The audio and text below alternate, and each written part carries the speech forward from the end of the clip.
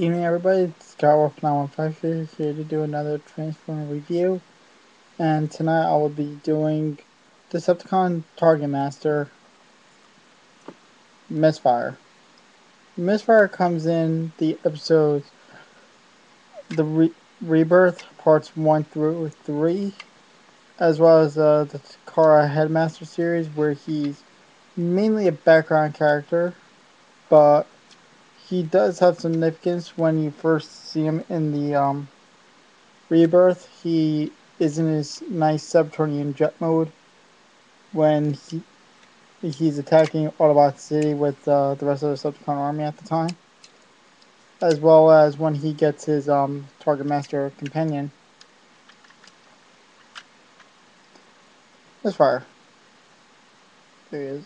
This is him in his gun mode, and here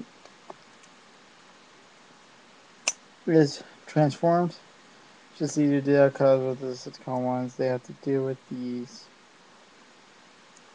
bits where it doesn't hold in very well, and these clips tend to break off quite easily. Um, his other companions include those likes of Slugslinger, Trigger Happy, Cyclonus, and Scourge. Um, Unfortunately, he seems like a lot. He he's the type of character that you would expect a lot of background, a little more character to. However, his bio depicts him as a horrible shot, and it's so bad apparently that his Decepticon comrades have to duck every time he fires his gun or Aimless.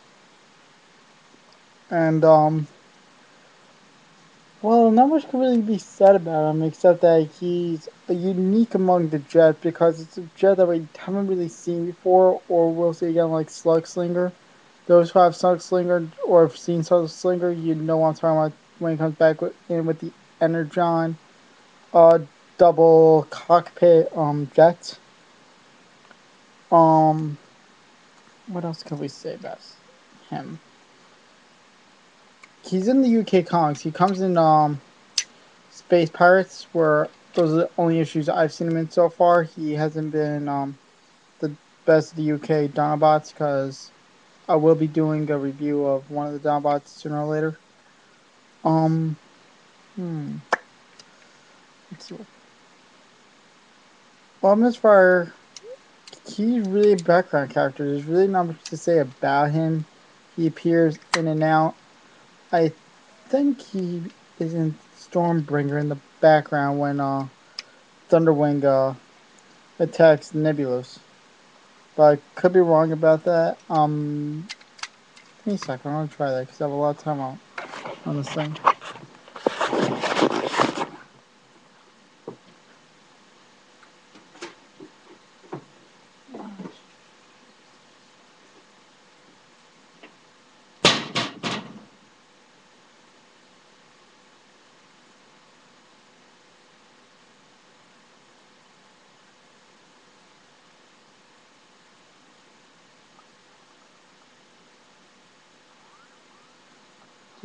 Looking.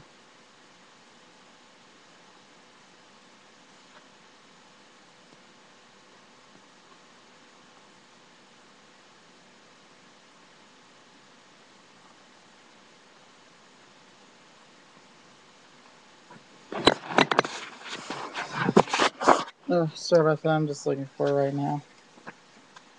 If it won't request, I will do it. Darkwing, Dreadwing.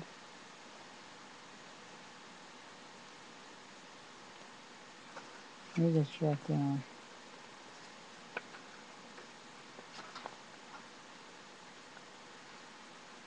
I doubt it, but it's worth a look.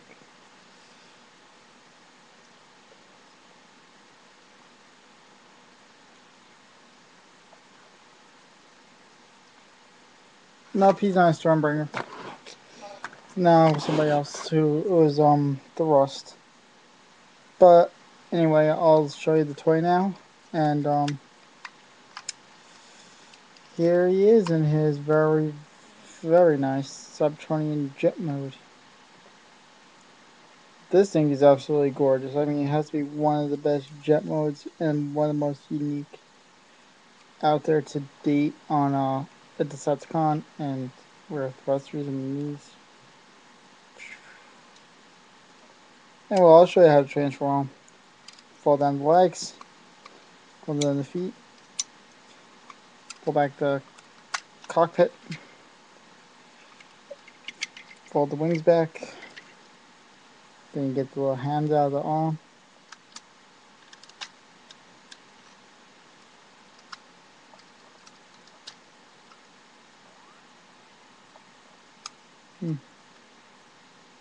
Alright, something just a little bit spin. And there you have Misfire and Aimless. You just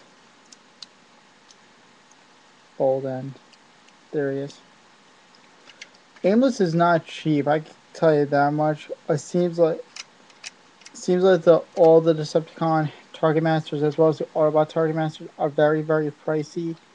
And I would only recommend him to like really serious Transformer collectors because he's really overly expensive for what he is. Oh yeah. Also in the Generation 1, this piece, these points would be like right up here usually, but yeah, with the toilet weight transformers, they couldn't figure out how to spin it around, which would have been nice because that would have like it a lot more character up here. Because when you see me, it's like yeah, just past the shoulders and everything. But would have been nice to have two spikes coming up.